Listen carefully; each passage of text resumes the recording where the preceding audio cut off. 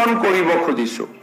অৰুণোদয় 1 আৰু 2 যোনে হিতাধিকাৰী আছিল তেওঁলোকে অৰুণোদয় 3ৰ বাবে নতুনকৈ আবেদন কৰিব লাগিব।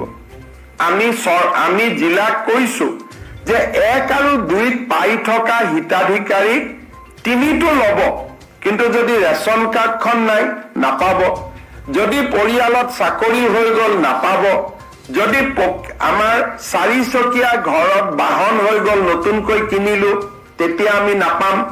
এই বিষয়ে মই আপোনালোকক বুজাব খুজিছো যে অৰুণোদয় 3টো পাবৰ কাৰণে আমি কি কৰিব লাগিব।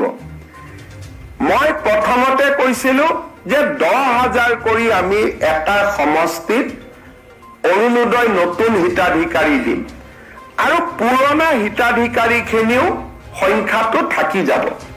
তাৰ মানে এতিয়া আমাৰ গোটেইখিনি যদি আমি হিচাপ কৰো পুৰণা আৰু নতুন টোটেল 37,20,000 পৰিয়ালে অৰুণোদয় আঁচনি লাভ কৰিব। অৰুণোদয় 3.0 নতুন আৰু পুৰণা মিলি প্ৰত্যেকটো সমষ্টিতে 10,000 এভাৰেজ।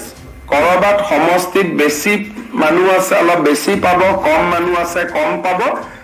এভাৰেজ 10,000 অৰ্থাৎ আমি 12,60,000 পৰিয়ালক অৰুণোদয় আঁচনিৰ সুবিধা নতুনকৈ দিয়াৰ ব্যৱস্থা কৰিম।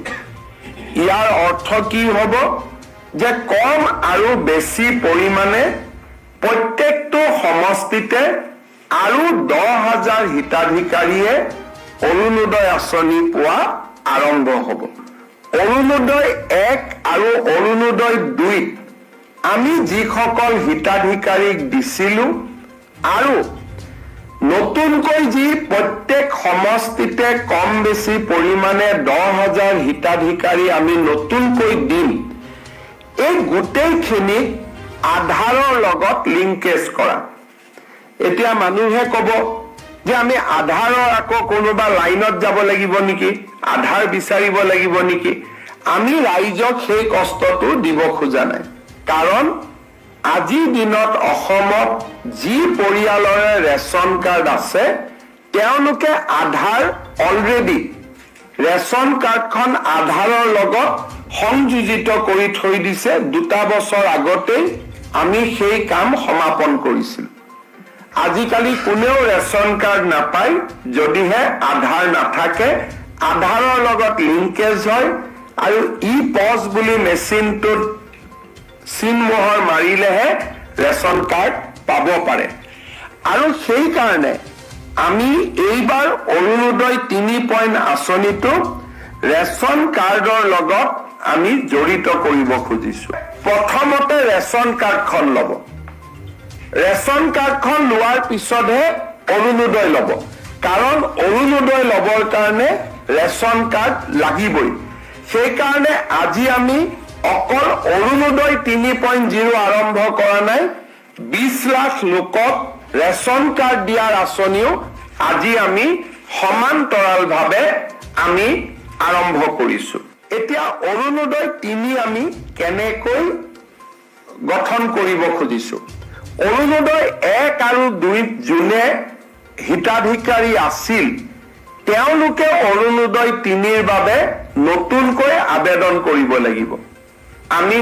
আমি জিলাক কৈছো যে 1 আৰু 2ত পাই থকা হিতাধিকাৰীক 3টো ল'ব, কিন্তু যদি ৰেচন কাৰ্ডখন নাই নাপাব, যদি পৰিয়ালত চাকৰি হৈ গ'ল নাপাব, যদি আমাৰ 4 চকীয়া ঘৰত বাহন হৈ গ'ল নতুনকৈ কিনিলো তেতিয়া আমি নাপাম। এই বিষয়ে মই আপোনালোকক বুজাব খুজিছো যে অৰুণোদয় 3টো পাবৰ কাৰণে আমি কি কৰিব লাগিব।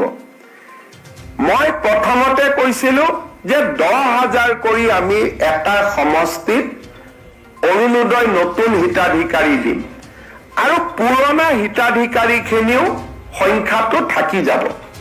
তাৰ মানে এতিয়া আমাৰ গোটেইখিনি যদি আমি হিচাপ কৰো পুৰণা আৰু নতুন টোটেল 37,20,000 পৰিয়ালে অৰুণোদয় আঁচনি লাভ কৰিব।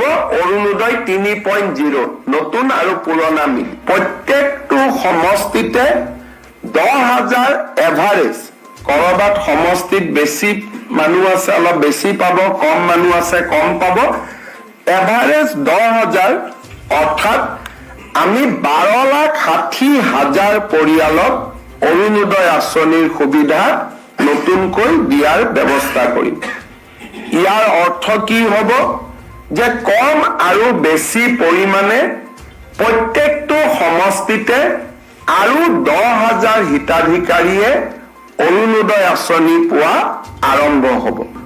অৰুণোদয় 1 আৰু অৰুণোদয় 2 আমি যিসকল হিতাধিকাৰীক দিছিলোঁ, অসমৰ পৰা গৈ দিল্লীত আমি মহামান্য উচ্চতম ন্যায়ালয়ৰ মুখ্য ন্যায়াধীশগৰাকীক আমি পত্ৰ প্ৰেৰণ কৰিছোঁ। ভাৰতৰ প্ৰধানমন্ত্ৰীক আমি লিখিত আকাৰে জনাইছোঁ, গৃহমন্ত্ৰীক জনাইছোঁ, আমি ৰাষ্ট্ৰীয় মানৱ অধিকাৰ আয়োগ জনাইছোঁ, শিশু অধিকাৰ আয়োগ জনাইছোঁ, আমি মহিলা সুৰক্ষা অধিকাৰ আয়োগক জনাইছোঁ যে অসমৰ সংখ্যালঘুসকলে এই মুহূৰ্তত হিমন্ত বিশ্ব শৰ্মাৰ চৰকাৰৰ নেতৃত্বত নিৰাপদ নহয়।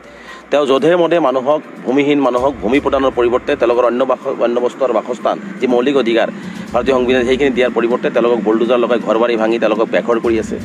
আজি উজনি অসমত শিৱসাগৰ জিলাৰ সভাপতি আজি দেখিছোঁ যে তেওঁ শ্ৰমিকসকলক যি ধৰণে নিৰ্যাতন কৰি খেদি পঠিয়ালে, 15 লাখ টকা তাৰ আত্মসাৎ কৰিলে শ্ৰমিকসকলৰ, সেইসকল শ্ৰমিক নিৰাপদে আছেনে? সেইসকল শ্ৰমিকৰ নিৰাপত্তা ক'ত? আজিৰ দিনত মৰাণত চাহ বাগিচাত 20জন সংখ্যালঘু শ্ৰমিক কৰ্মৰত আছিলে, সেই শ্ৰমিকসকলক তাৰ পৰা খেদি পঠিওৱা হ'ল। এতিয়াও মুখ্যমন্ত্ৰী ক'বনে যে সংখ্যালঘুসকল নিৰাপদ? আমি মহামান্য উচ্চতম ন্যায়ালয়ৰ পৰা আৰম্ভ কৰি ভাৰতৰ প্ৰধানমন্ত্ৰীৰ পৰা আৰম্ভ কৰি সকলোৰে ওচৰত আমি ন্যায় বিচাৰি, নিৰাপত্তা বিচাৰি আবেদন কৰিছোঁ আৰু আমি আশাবাদী হৈ আছোঁ যে অসমৰ সংখ্যালঘুসকল দিনক দিনে আজি কম্পমান হৈ পৰিছে।